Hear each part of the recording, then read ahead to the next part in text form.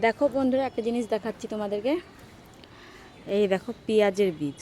এটা আমি বুঝতে পারিনি যে এটা পেঁয়াজের বীজ। ঠিক আছে, এর মধ্যে ছোট ছোট বীজ আছে। দেখো, এই যে দেখো, এটা শুকিয়ে গেছে। এটা এখন তুলে বীজটাকে শুকাতে হবে, তাহলে পেঁয়াজ এর গাছ হবে। তো দেখো, আমি জানতাম না যে এটা হলো পেঁয়াজের বীজ। মোবাইলে দেখছি যে পেঁয়াজের বীজ, আমি জানতাম না আগে যে পেঁয়াজের বীজও চাষ হয়। তো এটার চাহিদা অনেক। তো দেখো, ভাগ্য করে আমার এই পেঁয়াজ গাছে লাগিয়েছিলাম পেঁয়াজ গাছ অনেক দিন আগে। তো এখন উঠানোর সময় হয়ে গেছে পেঁয়াজ গাছ।